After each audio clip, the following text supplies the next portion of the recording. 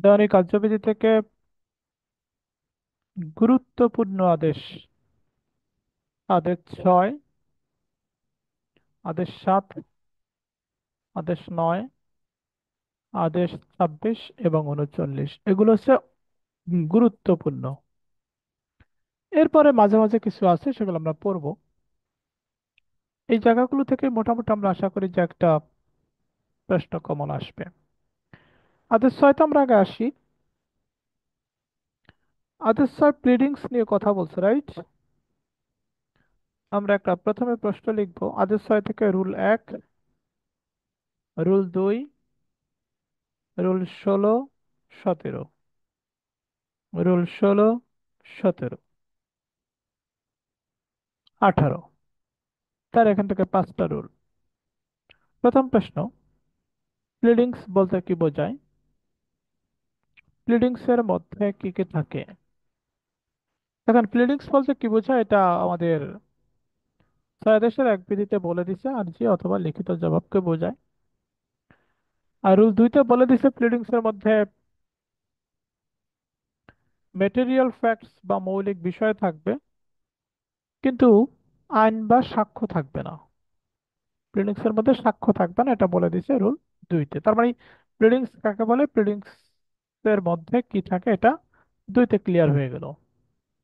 এখান থেকে জাস্ট এতটুকু। এরপর হচ্ছে striking out pleadings, rule 16। Striking out pleadings প্রথমত লিখেন যে আদালত কখন একটা প্লিডিংস স্ট্রাইক আউট বা কর্তন করতে পারে। আদালত কখন একটা প্লিডিংস কর্তন করতে পারে? আচ্ছা, প্লিডিংস বলতে আর্জিকেও বুঝাবে, মানে প্লেন্টকেও বুঝাবে, রিটেন স্টেটমেন্ট বা লিখিত জবাবকেও বুঝাবে, রাইট? তাহলে এখানে আমরা প্লিডিংস না লিখে যদি লিখি 16 বিধির অধীনে যে আদালত কখন আর্জি বা লিখিত জবাব কর্তন করতে পারে, কেটে ফেলতে পারে, স্ট্রাইক আউট করতে পারে, ডিরেক্ট কোশ্চেন এটা। এরপরে ডিরেক্ট কোশ্চেন বিধি 17 থেকে, যে মিস্টার X প্লিডিংস সংশোধনের আবেদন করলো। মিস্টার X প্লিডিং সংশোধনের আবেদন করলো।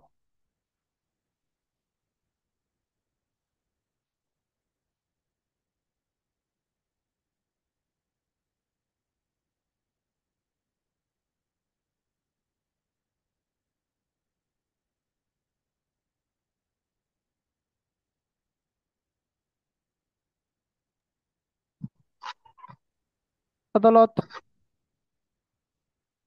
কখন একটা প্লিডিংস সংশোধনের আদেশ দিতে পারে, বা আদালত কখন একটা আর্জি সংশোধনের আদেশ দিতে পারে? তার মানে মিস্টার X যদি প্লিডিংস সংশোধনের আবেদন করে, আদালত কেন সে প্লিডিংস সংশোধনের আদেশ দিবে? তাহলে যেই যেই কারণে 17 বিধিতে আদালত প্লিডিংস সংশোধনের আদেশ দিতে পারে, সেই শর্তগুলো যদি পূরণ হয়, তাহলে আদালত প্লিডিংস সংশোধনের বা অ্যামেন্ড করার অর্ডার পাস করবে। একটা ব্যাপার খেয়াল করছেন যে বিধি 18-তে যদি যাই, এই যে আদালতের কাছে আপনার আর্জিতে ভুল আছে, বা আপনার আর্জি আপনার পারপাস সার্ভ করতেছে না, তখন আপনি কি করলেন? আপনার আর্জি সংশোধনের আবেদন করলেন আদালতের কাছে যে আমি যে I want to amend my client. তখন আদালত বলবে, "আচ্ছা, ঠিক আছে, আপনি আর্জি সংশোধন করে নিয়ে আসেন।" তো আদালত কি এখানে কোনো টাইম নির্দিষ্ট করে দিছে? আদালত এখানে কোনো টাইম নির্দিষ্ট করে দেয় নাই। তখন আপনার কাছে জানতে চাওয়া হইতে পারে যে তাহলে সর্বোচ্চ সময় কত? 14 দিন। যেখানে আদালত প্লিডিংস সংশোধন করার জন্য তামাদি উল্লেখ করে দিবে না, সেখানে সর্বোচ্চ মেয়াদ কত দিন? 14 দিন। এবার আসেন, এরকম একটা প্রবলেমেটিক কোশ্চেন আসলো যে মিস্টার এক্স প্লিডিংস সংশোধনের আবেদন করলে আদালত তাকে প্লিডিংস সংশোধনের সুযোগ দেয় 1/1/5 তারিখে। 1/5/2025 তারিখ, অর্থাৎ মে মাসের 1 তারিখে। কিন্তু সে প্লিডিং সংশোধন করে নিয়ে আসে জুন মাসের 1 তারিখে। আদালত কেন প্লিডিং সংশোধনের আদালত কেন সংশোধিত প্লিডিংস গ্রহণ করলো না বলে আপনি মনে করেন? কেন গ্রহণ করলো না? কারণ আদালত বলছে প্লিডিং সংশোধন করে নিয়ে আসতে। সে নির্ধারিত সময়ের মধ্যে প্লিডিং সংশোধন করে নিয়ে আসতে পারে নাই। এখানে আরেকটা বিষয়, আদালত কিন্তু সে নির্ধারিত সময় উল্লেখও করে দেয় নাই। আদালত সে নির্ধারিত সময় উল্লেখ করে দিয়েছে? না। আদালত যেহেতু সে নির্ধারিত সময় উল্লেখ করে দেয় নাই, তাহলে সেখানে আমার ম্যাক্সিমাম টাইম হচ্ছে 14 ডেজ আন্ডার রুল 18, 18 বিধির অধীনে। ক্লিয়ার? ওকে। এবার আসেন আদেশ 7, খুবই গুরুত্বপূর্ণ আদেশ 7।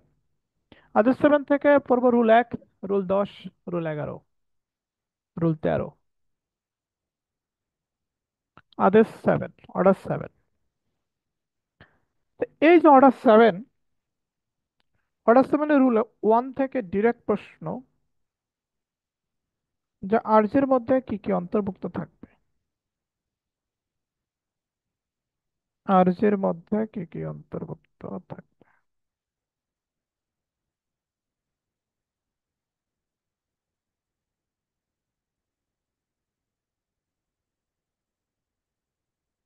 2 নম্বর প্রশ্ন, 2 নম্বর প্রশ্ন, আপনার রুল 10 থেকে রিটার্ন অফ প্লেন, বা একটা আর্জি কেন রিটার্ন হয়, বা একটা আর্জি বা একটা আর্জি কেন রিটার্ন হয়।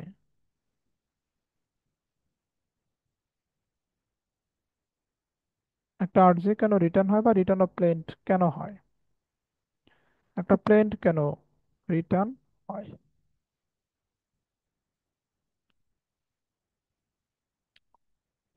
এরপরে এখানে দেখেন, প্লেন খুবই গুরুত্বপূর্ণ এটা। একটা আর্জি ফেরতের কারণ কি? যদি আমি এখতিয়ারবিহীন, হ্যাভিং নো জুরিসডিকশন, যদি আমি এখতিয়ারবিহীন আদালতে আর্জিটি দাখিল করি, তাহলে আদালত সে আর্জিটি ফেরত দিতে পারে, পারে না ভাই? ঠিক এরকম ভাবে, যে বাড্ডা থানা অবস্থিত একটি জমি, একটা জমি নিয়ে দেওয়ানি আদালতে মামলা করা হলো। যে আদালতে মামলা করা হলো সেটা রামপুরা থানার কোর্ট, রামপুরা থানার জায়গা জমির বিচার করে থাকে আদালত। সেক্ষেত্রে আদালতের সিদ্ধান্ত এবং আপনার প্রতিকার কি? সেক্ষেত্রে আদালত আর্জিটা ফেরত দিবে, এবং আপনার প্রতিকার হচ্ছে আপনি, এটা কি আপিলযোগ্য আদেশ নাকি আপিলযোগ্য আদেশ না? এটা কি আপিলযোগ্য আদেশ? তাহলে এটার বিরুদ্ধে আপিল করা যাবে। 43 আদেশের মধ্যে এটা আছে, আপিলযোগ্য আদেশ। তাহলে এটার বিরুদ্ধে আপিল করা যাবে। ওকে, তারপর রুল 11 থেকে প্রশ্ন, যে কি কি কারণে একটা আর্জি প্রত্যাখ্যান হতে পারে বা একটা রিজেক্ট হতে পারে।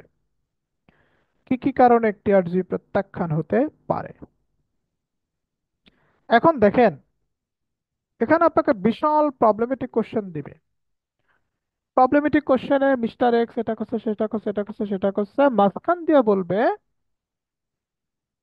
মিস্টার এক্স এর আর্জিটি তামাদিতে বারিত ছিল।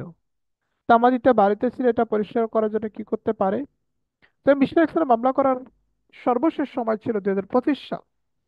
মিস্টার এক্স মামলা করেছে 2026 সালে। তাহলে আদালতের সিদ্ধান্ত ও প্রতিকার আলোচনা করো। আদালত এখন কি করবে? যেটা প্রত্যাখ্যান করবে, ক্লিয়ার?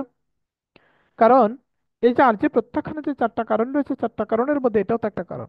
তার মানে আমার চারটা কারণ যদি মুখস্থ থাকে, আমাকে যেভাবে প্রবলেমটিক কোশ্চেন আসুক, সেটার একটাই প্রশ্ন থাকবে, এখানে আদালতের সিদ্ধান্ত কি এবং আপনার প্রতিকার কি, বা আদালত এখানে কেন আর যেটা প্রত্যাখ্যান করলো।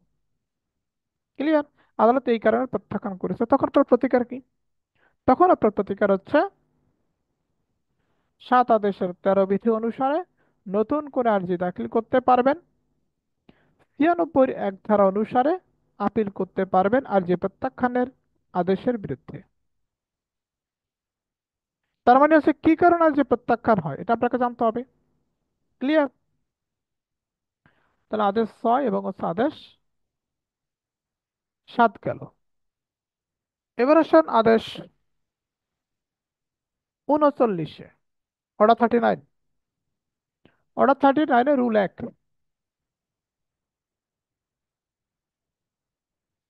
আদালত কি কি কারণে অস্থায়ী নিষেধাজ্ঞা মঞ্জুর করতে পারে?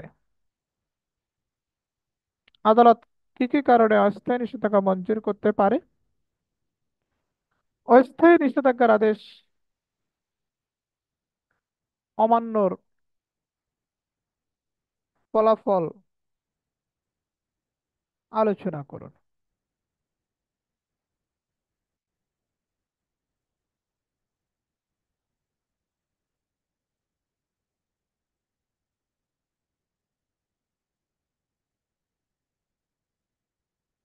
আদালত কি কি কারণে অস্থায়ী নিষেধাজ্ঞা মঞ্জুর করতে পারে? এই যে দেখেন, এখানে দেখেন, তাহলে অস্থায়ী নিষেধাজ্ঞার অনেকগুলো কারণ আছে না ভাই? 39 আদেশের 1 বিধিতে আছে না, বলেন? আছে কিনা? আপনাকে বিশাল একটা প্রবলেমেটিক কোশ্চেন দিল, আমার বইতে আছে।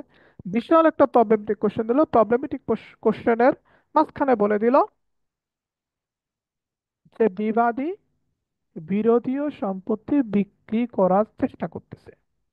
বিবাদী বিরোধীয় সম্পত্তি বিক্রি করার চেষ্টা করতেছে। তাহলে এই ক্ষেত্রে আদালত অস্থায়ী নিষেধাজ্ঞা মঞ্জুর করতে পারে কিনা? পারে। ক্লিয়ার? ঠিক এইভাবে মানে যেই যেই কারণে ডিরেক্ট প্রশ্নগুলো হয়, ডিরেক্ট প্রশ্নগুলোর কারণ দিয়েই কিন্তু প্রবলেমেটিক কোশ্চেন হয়। তাহলে 39 আদেশ থেকে এর বেশি পড়ার কিছু নাই।